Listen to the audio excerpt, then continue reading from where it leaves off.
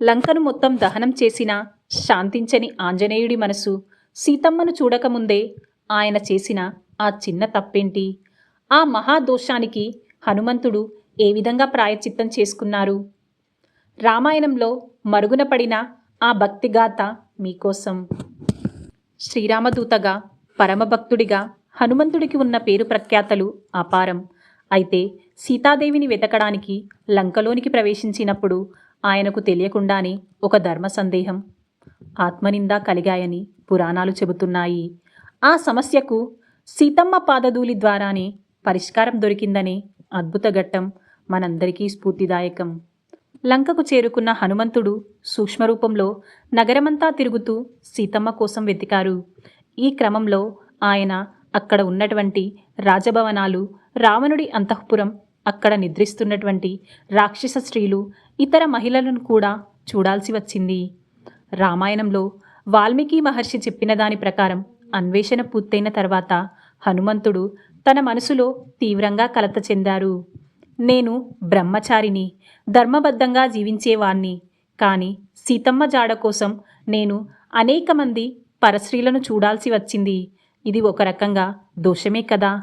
నాకు ఈ చర్య సరైనదేనా అని ఆయన తనను తాను ప్రశ్నించుకున్నారు. ఇక్కడ పరస్త్రీలను చూడడం అంటే అపవిత్రమైన దృష్టితో కాదు, కర్తవ్యం కోసం చూడాల్సి వచ్చినప్పటికీ ఒక బ్రహ్మచారిగా ఆ విషయం ఆయనకు మనశ్శాంతి లేకుండా చేసింది. ఆత్మనిందతో బాధపడుతున్న హనుమంతుడికి ఈ పాపం నుండి విముక్తిని ఇచ్చే శక్తి కేవలం సీతాదేవికి మాత్రమే ఉందని అర్థమైంది. రావణుడి అంతఃపురాన్ని చూసిన దోషాన్ని సీతమ్మను చూసి తీర్చుకోవాలని ఆయన తప్పించారు. ఎప్పుడైతే అశోకవనంలో సీతాదేవిని కనుగొన్నారో అప్పుడు హనుమంతుడి మనసు శాంతించింది. అయినప్పటికీ అంతకుముందు జరిగిన దోషానికి ప్రాయశ్చిత్తం చేసుకోవాలనుకున్నారు. ఆంజనేయుడు సీతాదేవికి శ్రీరాముడి ఉంగరం ఇచ్చి ధైర్యం చెప్పారు. ఆ తరువాత ఆయన ఆమె పాదాల దగ్గర సాష్టాంగ నమస్కారం చేసి తనకు తెలియకుండా లంకలో అన్యస్త్రీలను చూడాల్సి వచ్చినందుకు మాతను క్షమించమని, ఆ పాపం నుండి విముక్తి ప్రసాదించమని వేడుకున్నారు. లోకమాత హనుమంతుడి భక్తికి, ఆత్మపరిశుద్ధికి ముగ్ధులయ్యారు. ఆమె చిరునవ్వుతో ఆయన వినయాన్ని ఆశీర్వదించారు. ఆ సమయంలోనే సీతమ్మ తన పాదాల దగ్గర ఉన్న పవిత్రమైన ధూళిని తీసుకొని దానిని హనుమంతుడి నుదుటిపై తిలకంగా అలంకరించారు.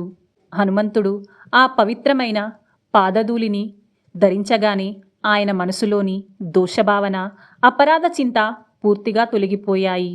లంకలో అన్యస్త్రీలను చూడాల్సి వచ్చిన దోషం నుండి తక్షణమే విముక్తి పొందారు. ఈ అద్భుత ఘట్టం ద్వారా హనుమంతుడికి కేవలం రామనామం మాత్రమే కాదు, సీతామాత పాదధూళి కూడా ఎంతటి శక్తిని ఇచ్చిందో తెలుస్తుంది.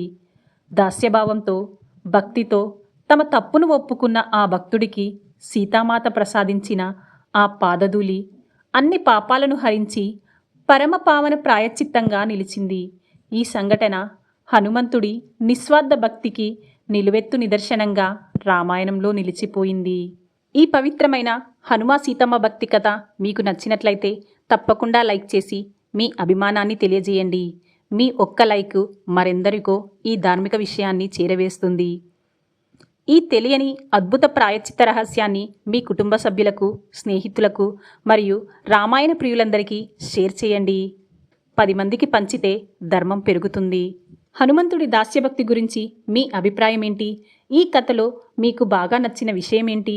మీ ఆలోచనలను, అనుభవాలను కింద కామెంట్ రూపంలో పంచుకోండి.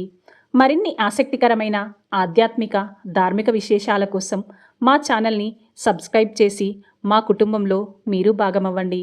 మర్చిపోవద్దు. జై శ్రీరామ్, జై ఆంజనేయ.